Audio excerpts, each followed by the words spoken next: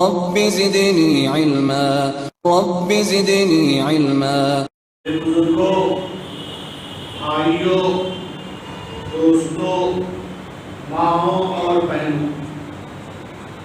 اسلامی نظام کا سب سے اہم امتیاز ہے وَآتِي كُلَّ ذِي فَضْلٍ يَذِي حَقٍّ حَقَّهُ۔ ہر ایک کا جو حق ہے وہ حق حقدار کو دیا جائے، نہ کسی کی شان میں گستاخی اور زیادتی ہو، نہ کہیں پر کوئی کوتاہی یا کسی کی حق تلفی ہو۔ نبی اکرم صلی اللہ علیہ وسلم کی ذات گرامی انبیاء کرام علیہ السلام میں بھی سب سے عظیم تھی، اور جس طرح نبی اکرم صلی اللہ علیہ وسلم کی ذات گرامی تمام انبیاء میں افضل، اسی طرح نبی اکرم صلی اللہ علیہ وسلم کی امت سابقہ تمام امتوں میں سب سے زیادہ افضل، برتر اور بالا ہے۔ نبی اکرم صلی اللہ علیہ وسلم کو اللہ تبارک و تعالیٰ نے اپنی وحی سے سرفراز فرمایا، اور اس میں آپ کی کہی ہوئی، کی گئی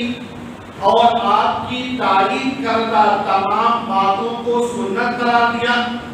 لہذا وہ چیزیں جو نبی اکرم صلی اللہ علیہ وسلم کے زمانے میں ہوتی رہی، اسے بھی دین کا جز قرار دیا گیا اگر اس کی کہیں پر بھی تردید نہ ملے۔ ایک سوال اٹھتا ہے کہ نبی اکرم صلی اللہ علیہ وسلم کے زمانے میں کچھ اعمال ایسے ہیں جس کی تردید نہیں ملتی، تو بالکل یہ امکان ہو سکتا ہے کہ نبی اکرم صلی اللہ علیہ وسلم کو خبر نہ ہوئی ہو، اور اس وجہ سے آپ صلی اللہ علیہ وسلم اس پر خاموش رہے اور اس کی تردید نہیں فرمائی۔ لیکن اس سوال کا جواب ہمیں اس چیز سے مل جاتا ہے کہ نبی اکرم صلی اللہ علیہ وسلم پر وحی نازل ہوا کرتی تھی، اور آپ کے زمانے میں اگر کوئی ایسا عمل پیش آتا جو دین کے اعتبار سے غلط ہوتا تو اللہ تعالیٰ حضرت جبرائیل کے ذریعے، وحی کے ذریعے آپ کو خبر دیتے، اور آپ صلی اللہ علیہ وسلم اس کی تردید فرما دیا کرتے۔ لہذا کوئی بھی ایسا عمل جو نبی اکرم صلی اللہ علیہ وسلم کے زمانے میں صحابہ کرام اور مسلمانوں سے کرنے کا تذکرہ ملے، اگر اس کی تردید نبی اکرم صلی اللہ علیہ وسلم کی زبان مبارک سے نہیں ہے تو پھر وہ دین کا جز اور دین کا حصہ مانا گیا، اور اسی کو تقریر کہا جاتا ہے، یعنی تائید نبی صلی اللہ علیہ وسلم۔ یہاں تک کہ نبی اکرم صلی اللہ علیہ وسلم کے زمانے میں آپ صلی اللہ علیہ وسلم کی مقبولیت جب بڑھنے لگی تو بہت سے دشمنان اسلام کھل کر اسلام کی مخالفت کرنے کے بجائے وہ چھپ کر اسلام کو نقصان پہنچاتے اور ظاہری طور پر اپنے آپ کو مسلمان ظاہر کرتے، لیکن اللہ تبارک و تعالیٰ نبی اکرم صلی اللہ علیہ وسلم کو وحی کے ذریعے ان منافقین کی تفصیلات اور ان کی حقیقت سے آگاہ فرما دیتے۔ لہذا نبی اکرم صلی اللہ علیہ وسلم کے زمانے میں منافقین اپنی کوششوں میں کامیاب نہیں ہوئے، یہاں تک کہ بعض دفعے وہ واقعات بھی پیش آئے کہ ایک شخص مکے سے نبی اکرم صلی اللہ علیہ وسلم سے تعلق کا اظہار کر کے آتا ہے اور آپ سے ملاقات کی خواہش ظاہر کرتا ہے اور آپ کے تعلق سے کلمات خیر کہتا ہے۔ لوگ بھی متاثر ہوتے ہیں کہ نبی اکرم صلی اللہ علیہ وسلم کے تعلق سے اتنے اچھے جذبات کا حامل آپ سے ملنے کے لیے آیا ہے۔ جب آپ صلی اللہ علیہ وسلم سے ملنے کے لیے پہنچتا ہے تو نبی اکرم صلی اللہ علیہ وسلم کہتے ہیں، کیا تمہارے پاس وہ اوزار اور وہ خنجر نہیں ہے جس کے ذریعے تم میری جان لینے کی آج کوشش کرو گے؟ اور جب اسے پتہ چلتا ہے کہ اس کی خبر تو کسی کو نہیں، نبی اکرم صلی اللہ علیہ وسلم کو کیسے پتہ چلا؟ تو وہ ایمان لے آتا ہے اور آپ کی حقانیت اور اللہ کے ذریعے آپ کو ہر خطرے اور غلط چیز سے آگاہ کرنے پر ایمان و یقین لے آتا ہے۔ لہذا نبی اکرم صلی اللہ علیہ وسلم کے زمانے میں اگر کچھ منافقین تھے تو آپ صلی اللہ علیہ وسلم کو ان سے آگاہ کیا گیا، اور جہاں آپ کو ضرورت محسوس ہوئی آپ صلی اللہ علیہ وسلم نے ان کے تعلق سے لوگوں کو بیدار اور باخبر کیا، اور جہاں ضرورت خاموش رہنے کی تھی وہاں آپ صلی اللہ علیہ وسلم خاموش رہے۔ پھر نبی اکرم صلی اللہ علیہ وسلم کو جو صحابہ یا آپ کی زندگی میں آپ کے مشن میں ساتھ لینے والے اور اس کو آگے بڑھانے والے ساتھی دیے گئے، ان کو اللہ تبارک و تعالیٰ نے بلند مقام دیا۔ اور حدیث میں نبی اکرم صلی اللہ علیہ وسلم نے ارشاد فرما دیا،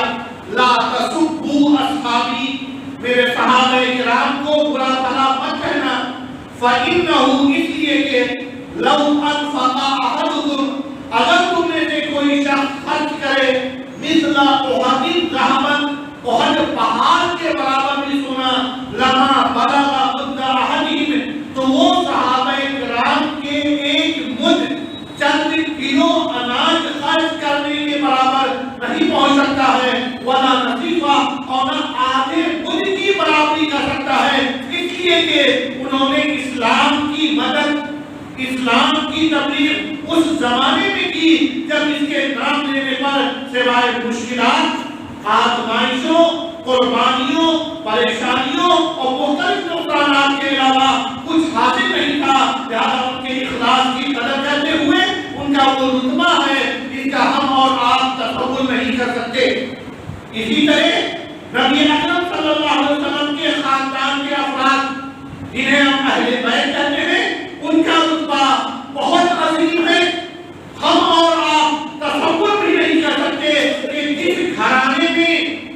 نبی اکرم صلی اللہ علیہ وسلم کی بعثت ہوئی ہے اس کا مقام کیا ہوگا، اس کا رتبہ کیا ہوگا۔ جو نبی اکرم صلی اللہ علیہ وسلم کی نگہداشت میں، ان کی تربیت میں پلے پڑھے، ساتھ رہے، جن کے ہر چیز کی خبر آپ صلی اللہ علیہ وسلم لے کے رہے، جنہیں نماز میں لے کے آئے اور سجدے میں ان میں سے بعض آپ کے پشت پر، آپ کی پیٹھ پر سوار ہوئے تو کبھی آپ نے سجدے کو بھی مؤخر کیا، کچھ لمبا کیا۔ ان کا رتبہ ہم اور آپ تصور نہیں کر سکتے کتنا عظیم ہے۔ لہذا اسلام نے صحابہ کرام اور اہل بیت تو ایسے کیوں ہوتی ہے کہ جو بہت عظیم اور اللہ کے نبی سے سخت محبت، آخری درجے ان کے مشن کے لیے قربانی کا جذبہ رکھتے تھے۔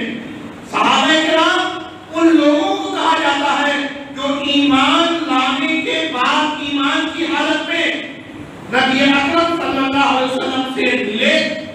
اور اہل بیت نبی اکرم صلی اللہ علیہ وسلم کے خاندان والوں کو کہا جاتا ہے۔ لیکن اہل بیت سے مراد کون ہے؟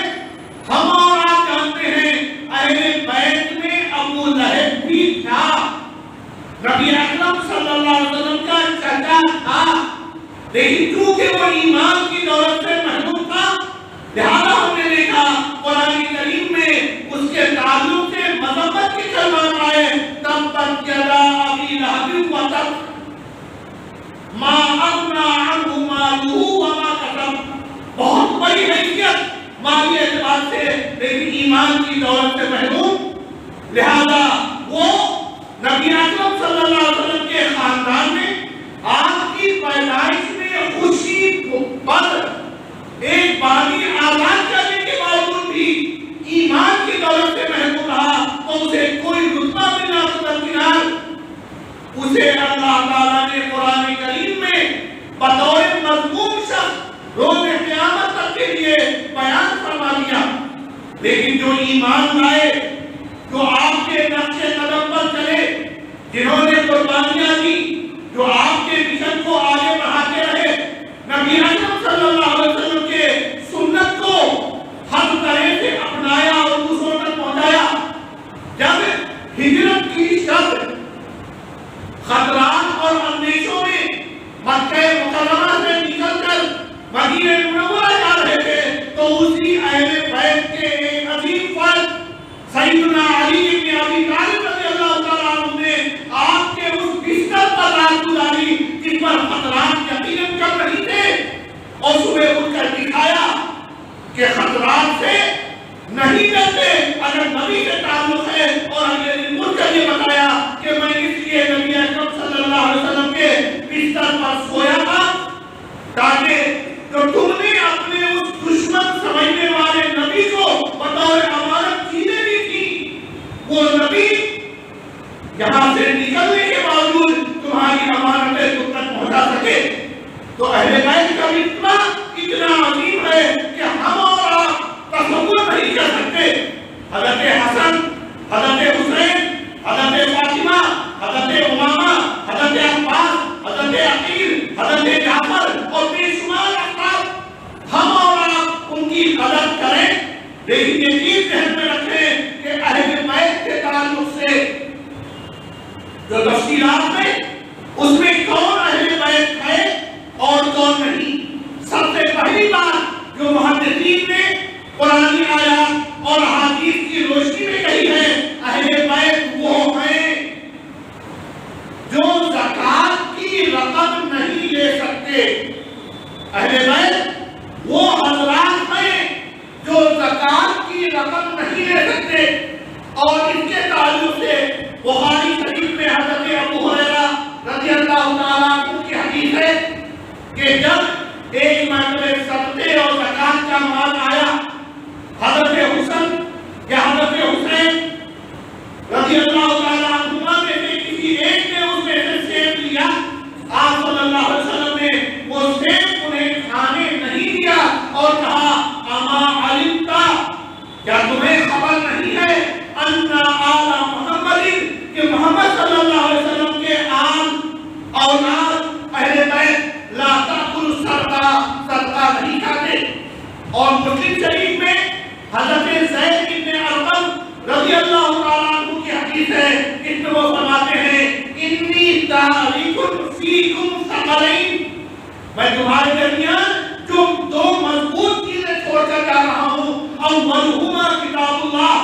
ان میں سے پہلی چیز اللہ کی کتاب ہے، فیہ الہدی،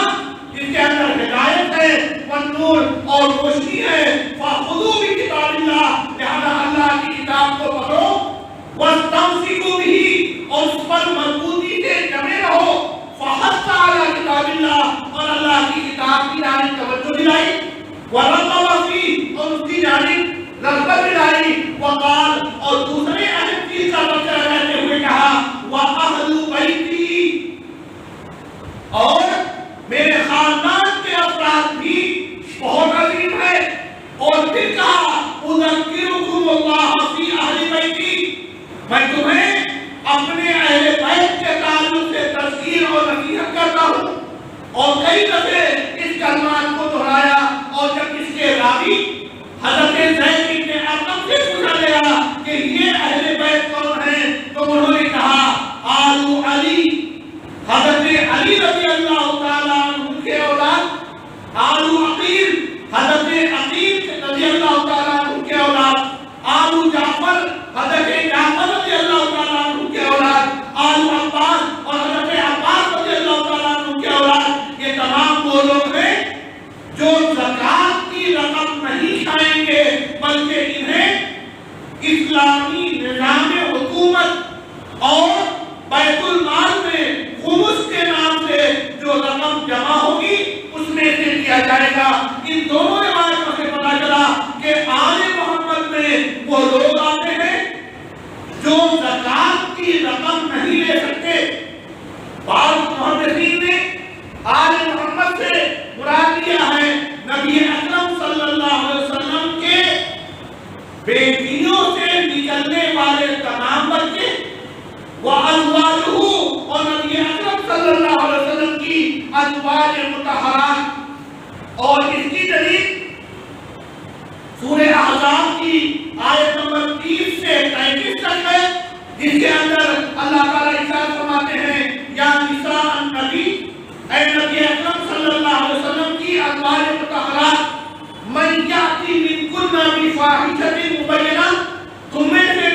واقع غلطی کرے گا یضاعف لہ العذاب ضعفین، تو پھر دوگنا گناہ دیا جائے گا۔ وَكَانَ ذَلِكَ عَلَى اللَّهِ يَسِيرًا، اور اللہ کے لیے یہ چیز آسان ہے۔ اور وہیں پر وَمَن يَقْنُتْ مِنكُنَّ لِلَّهِ وَرَسُولِهِ، اور تم میں جو اللہ اور اس کے رسول کی اطاعت کرے گا، وَتَعْمَلْ صَالِحًا، اور نیک عمل کرے گا، نُؤْتِهَا أَجْرَهَا مَرَّتَيْنِ، ہم اس کے اجر کو دوگنا دیں گے۔ غلطیوں پر دوگنا سزا اور نیکیوں پر دوگنا اجر و ثواب۔ اور پھر اخیر میں کہہ رہے ہیں ازواج مطہرات کو مخاطب کرنے کے بعد، انما یرید اللہ، اللہ تعالیٰ چاہتے ہیں لیذھب عنکم، تاکہ تم سے دور کر دیں الرجس، گندگی اور ہر طرح کی ناپاکی کو، اہل البیت، اے اہل بیت والوں، اے اہل بیت۔ اس آیت میں صاف صاف اہل بیت میں ازواج مطہرات کا تذکرہ کیا گیا۔ اہل بیت کے تعلق سے تیسرا قول ہے، روز قیامت جتنے لوگ بھی نبی اکرم صلی اللہ علیہ وسلم کی اطاعت اور فرما برداری کریں گے، وہ تمام لوگ اس میں آئیں گے۔ اور اس کے تعلق سے ایک مرتبہ نبی اکرم صلی اللہ علیہ وسلم نے چادر منگائی، حضرت علی، حضرت فاطمہ، حضرت حسن، حضرت حسین رضی اللہ تعالیٰ عنہ کو اس چادر میں ڈھانپا اور کہا یہ میرے اہل بیت ہیں۔ تو وہیں پر حضرت واصلہ بن اسقا، حضرت واصلہ بن اسقا رضی اللہ تعالیٰ عنہ موجود تھے۔ انہوں نے سوال کیا کہ وَأَنَا مِنْ أَهْلِكَ، اے اللہ کے نبی صلی اللہ علیہ وسلم، کیا میں آپ کے اہل کہلانے کا مستحق ہوں؟ اہل بیت میں میرا شمار ہو سکتا ہے؟ تو اسی موقع پر حضرت واصلہ بن اسقا سے نبی اکرم صلی اللہ علیہ وسلم نے صاف کہا وَأَنْتَ مِنْ أَهْلِي، اور تم بھی میرے اہل میں ہو۔ اس روایت کی بنیاد پر بہت سے محدثین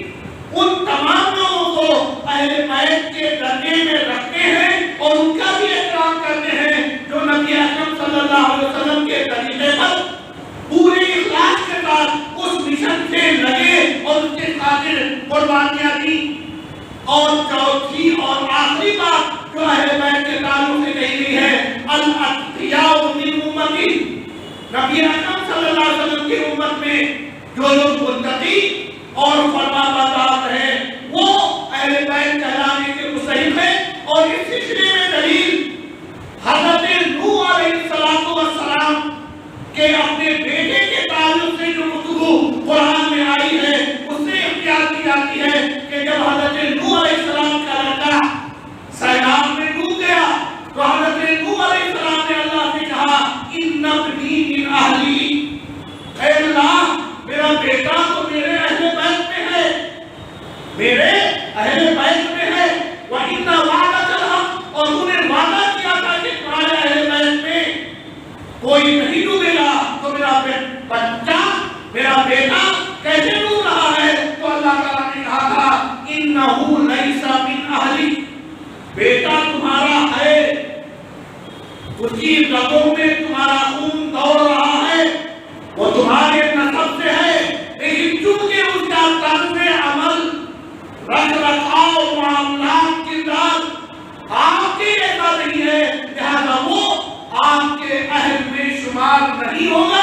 انہو عمل غیر صالح، بلکہ اس کا عمل غلط ہے۔ لہذا ان تمام تفصیلات میں آئیے ہم اپنے سامنے کو رکھیں اور دعا کریں اللہ تبارک و تعالی ہم کو، آپ کو، سب کو صحابہ کرام رضوان اللہ علیہم اجمعین کی عظمت کو سمجھنے اور اہل بیت کے عظیم مقام کو سمجھنے اور ان تمام کی قدر کرنے اور ان کی حقیقت کو جاننے کی توفیق عطا فرمائے۔ وآتی کل ذی حق حقہ، اور ہر حقدار کا جو حق ہے وہ پورے کا پورا ادا کرنے کی توفیق عطا فرمائے، نہ کسی کی شان میں زیادتی ہو، نہ کسی کی شان میں کوتاہی ہو، اور ہمیں اس صراط مستقیم پہ چلائے جو دنیا و آخرت میں کامیابی اور جنت کی حصول یابی کا ذریعہ بنے۔